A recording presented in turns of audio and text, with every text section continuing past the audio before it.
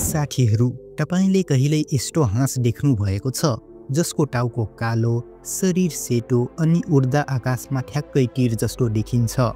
त्यो हो black headed गुज अर्थात् कालो टाउके हाँस। तर के तपाईलाई थाहा छ यो सुन्दर चराको जीवन चक्र संसारका सबैभन्दा अद्भुत यात्रा मध्ये एक हो। सबै कुरा सुरु हुन्छ उत्तरी युरोप र एसियाका चिसा ठाउँहरूमा। वसन्तको सुरुवातसँगै जब हिम पग्लिन थाल्छ र घामले धरतीलाई न्यानो पार्छ, ब्ल्याक हेडेड गुजहरू आफ्नो हजारौं किलोमिटर लामो बसाइ सरेर फर्किन्छन्। उनीहरू सधैँ त्यही ठाउँमा फर्किन्छन् जहाँ उनीहरू जन्मेका हुन्छन्। अचम्मको कुरा के छ भने हरेक जोडीले पुरानो घाँसे र बर्फको बीचमा आफ्नो गुड बनाउँछ र ठ्याक्कै 2 देखि 5 वटा अन्डा राख्छ।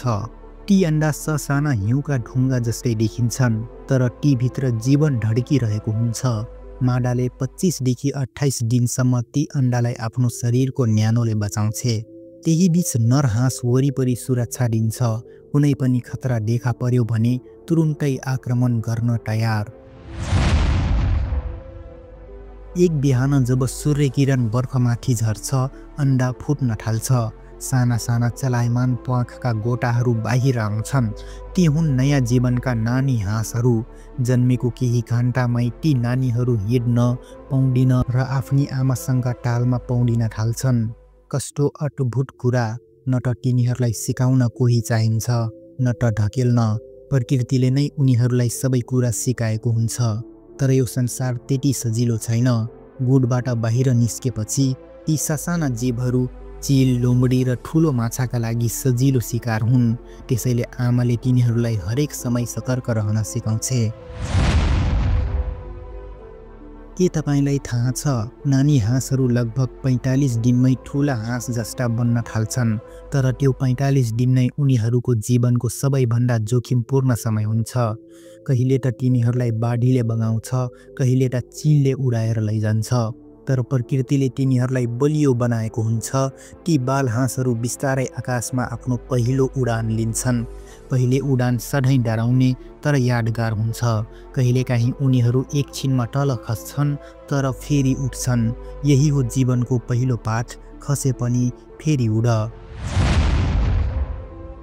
अब सुरु हुन्छ ब्ल्याक हेडेड गुजको सबैभन्दा रोमाञ्चक अध्याय, माइग्रेसन। जब जाडो आउँछ, आर्कटिक भूमिमा सबै टालहरू बरफले ढाकिन्छन्।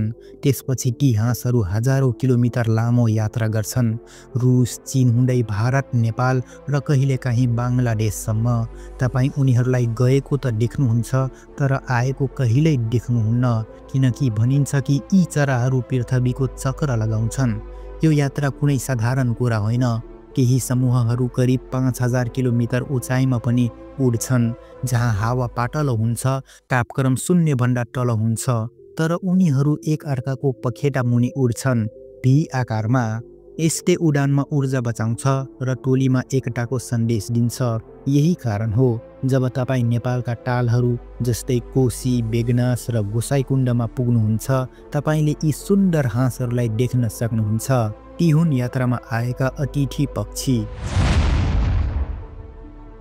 जब मौसम फेरि न्यानो बन्छ, ती हाँसहरू फेरि उत्तर फर्किन्छन्, त्यही ठाउँमा जहाँ उनीहरू जन्मेका थिए।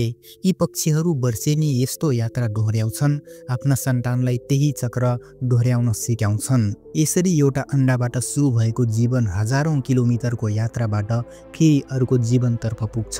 यो नै हो प्रकृतिको अनन्त चक्र, जहाँ सुरु र अन्त्य एउटै ठाउँमा भेटिन्छ। ब्ल्याक हेडेड गुजले हामीलाई एउटा ठुलो कुरा सिकाउँछ, जीवन जहाँ गए पनि सङ्घर्ष गर्नुपर्छ, तर फर्किन नबिर्सनुहोस्। जस्तो उनीहरू हरेक वर्ष हजारौं किलोमिटर उडेर फेरि आफ्नै घरमा फर्किन्छन्। अनि साथीहरू, जब तपाईले अर्को पटक कुनै तालमा कालो टाउको र सेतो शरीर भएका ती हाँसहरू देख्नुहुन्छ, त्यो केवल एउटा चराको दृश्य होइन, त्यो हजारौं वर्षदेखि चलिरहेको जीवनको कथा हो। यदि तपाईलाई यस्तो तथ्य र जीवनको कथा मन पर्छ भने भिडियो लाइक गर्न, कमेन्टमा गुज लाइफ लेख्न र च्यानल सब्स्क्राइब गर्न नबिर्सनुहोला।